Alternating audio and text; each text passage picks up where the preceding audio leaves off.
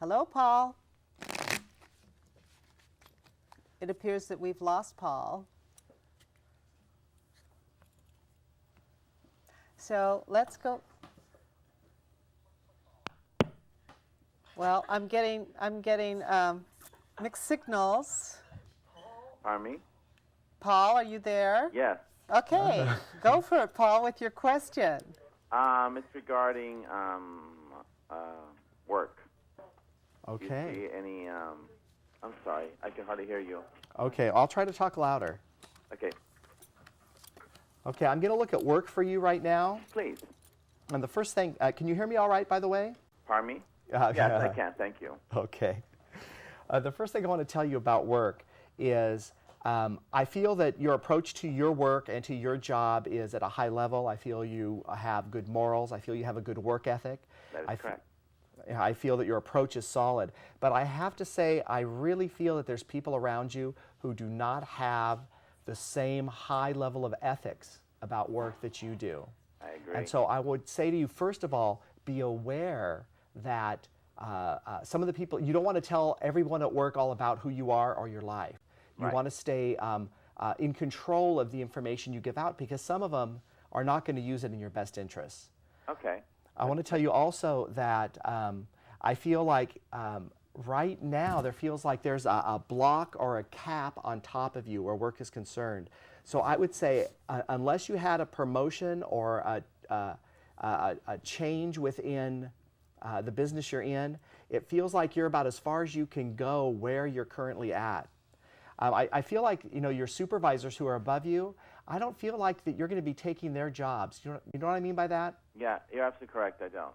Ah. I couldn't. So I feel like you're doing all you can do there.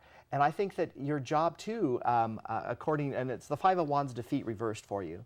So that I feel that the work you're doing there is consistently problem solving and turning difficult problems, especially for other people, into solutions that benefits them not only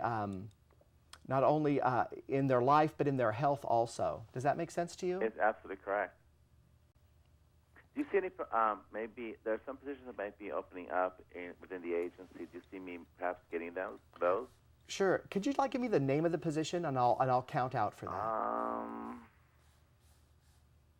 Or one word about it, just so I can focus. Redevelopment. Okay. Just see, development's fine, just so I can focus on something.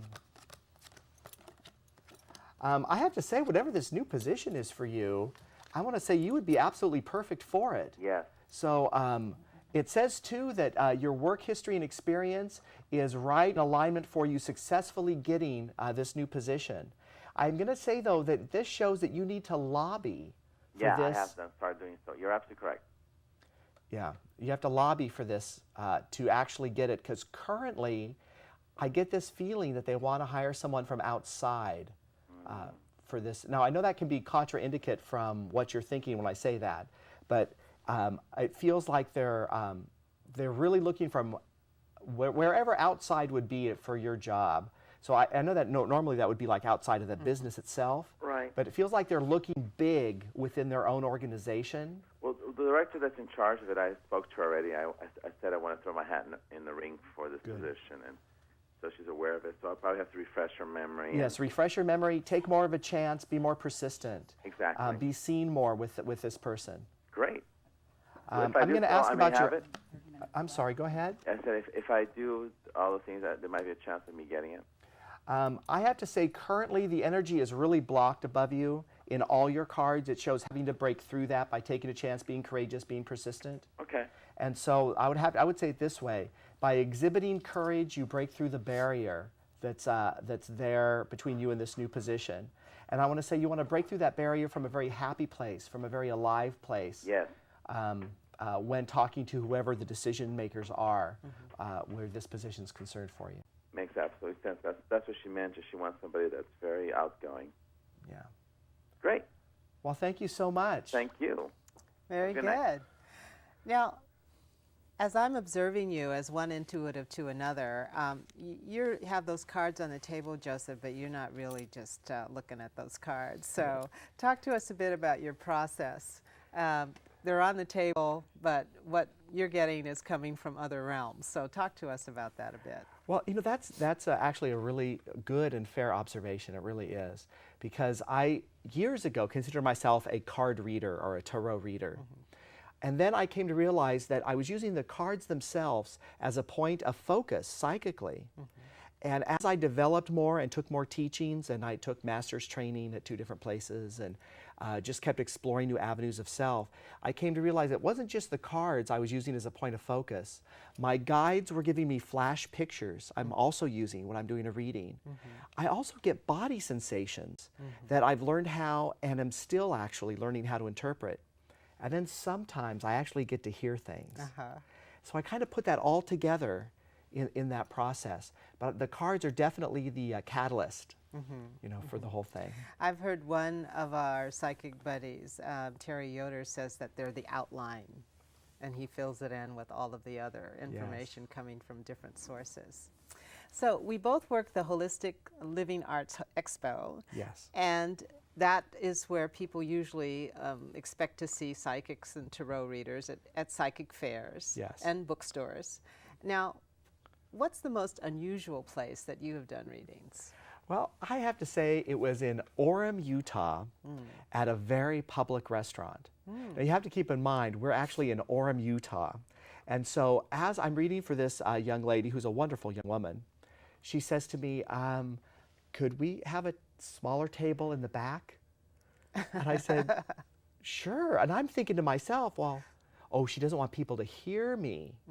But what it was is she didn't want anyone to see I had cards. I was doing anything psychic. Because in Orem, Utah, it's a very small town. It's very religious. Ah, I see. How interesting that you had to go to a table in the back. In a table in the back. I never even do thought the of that cards. before. Well, the most unusual place that I've read is on a tour bus near a little town called Hell. You want to be driving by hell. Yes, but it was a great reading. So, what kind of writing have you been doing about your work? Well, of course I have the book that I wrote that's with the Quest Tarot, which is about 300 pages, and it talks about all these different features and ways and avenues of approaching this kind of divination work. Other writing I've done articles for magazines, and was published in Insight magazine, which was in New York, and in Australia. Also, New Worlds magazine I've appeared in and continue to appear in. Okay. Now, if people wanted to find any of those articles, do you have them archived on your website? Well, I'm hoping that during this break I'm going to get the website more full of content for people. And we have a picture of the website that could come up for people to recognize its colors. There it is, the Quest Tarot. And Joseph's information, contact numbers are also showing up at the bottom of the screen. So those are the familiar colors, which brings up the colors of your banner or your backdrop at the fairs. What colors are they now? Well, when I first started, I was really kind of shy about doing the whole reading thing in public. It's hard to believe. Oh my gosh. So I actually had a very blue background, very dark blue. Everything was dark blue. And then I wore all dark blue clothes. So I always thought it was like this floating head in the sea of dark blue. And then I had that booth for a long time. Yes. And this year, because my sun sign's Leo, I'm a Leo, I decided that it was time to really be Leo. So now everything is gold and red and very Leo colors. Very Leo. I can't hide anymore. That's great. Gold tie. Oh, That's wonderful. Okay. So you mentioned teachers in the past. You mentioned a wonderful woman who encouraged you to write and another wonderful woman who said, you really could be psychic. So have you had formal teachers? Oh yes. Ken and Mary Brown up in Chico, California. They run Sun Arts up there, and they teach really good, grounded, solid tools about how to approach life. I believe that their approach is actually from a psychic basis, but you wouldn't know it at first because they sound so pragmatic in the wonderful way they create these tools for living.